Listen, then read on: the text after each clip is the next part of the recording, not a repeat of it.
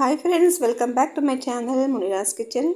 இப்போ நம்ம கிச்சனில் சக்கரவள்ளி கிழங்கு வச்சு 2 in 1 ஈவினிங் ஸ்நாக்ஸு பெரியவங்களுக்கும் காரமாக சின்னவங்களுக்கு நல்ல இனிப்பாக செய்கிற ஸ்நாக் நான் சொல்லித்தரேன்.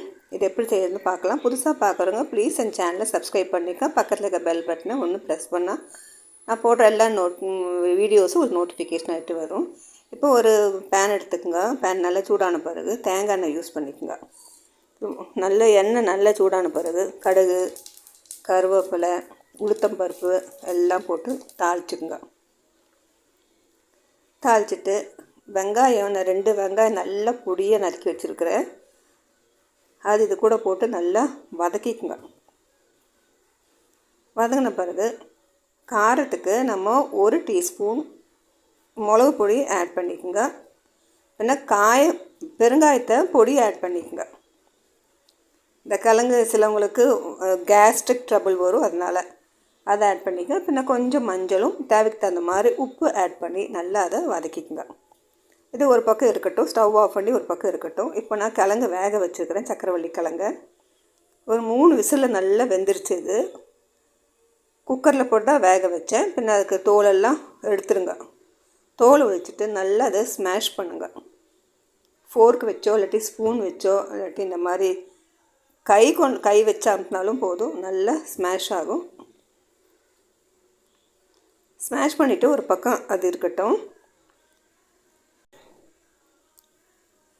நம்ம ஃப்ரை பேனில் அது வதக்கி வச்சுருக்கோம்ல வெங்காயம், மிளகு பொடி எல்லாம். இப்போ இந்த ஸ்மாஷ் பண்ண கிழங்க அது கூட ஆட் பண்ணி நல்லா மிக்ஸ் பண்ணுங்கள். வெங்காயம்லாம் நல்லா ஆறி தான் இருக்கும். இப்போ கை வச்சு நீங்கள் மிக்ஸ் பண்ணாலும் போதும்.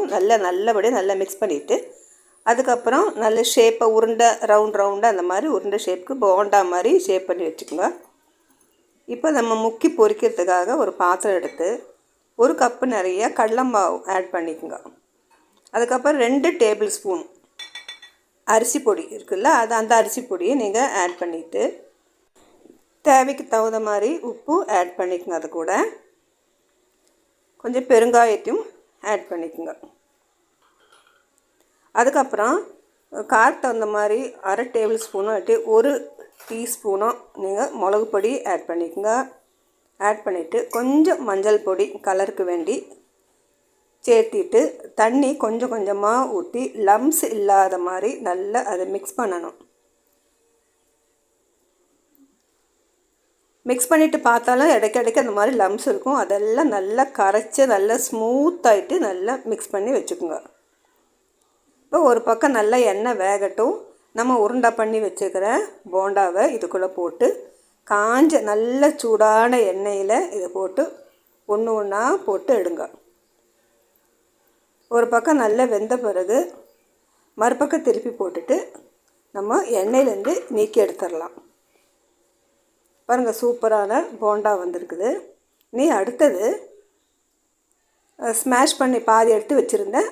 அதை கொஞ்சம் தேங்காய் திருவுனதை அது கூட ஆட் பண்ணிக்கோங்க. தேவைக்கு தகுந்த மாதிரி சுகர் 1 ஸ்பூனோ 2 ஸ்பூனோ நீங்கள் ஆட் பண்ணிக்கோங்க. பண்ணிவிட்டு ஏலக்காய் பொடி அது கூட தூவிக்குங்க. நல்ல மணமாக இருக்கும். இப்போ இதெல்லாம் கை கொண்டு நல்லா மிக்ஸ் பண்ணுங்கள்.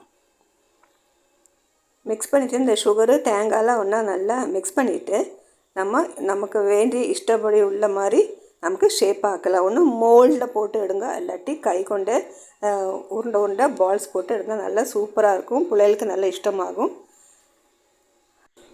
ஸோ 2 in 1 ஸ்நாக்கு ரெடி ஆகிடுச்சு. இந்த வீடியோ பிடிச்சிருந்தா லைக் பண்ணுங்கள், ஷேர் பண்ணுங்கள். என் சேனலை மறக்காமல் சப்ஸ்கிரைப் பண்ணுங்கள். ஒரு வாட்டி ட்ரை பண்ணி பாருங்கள், நல்லாயிருக்கும்.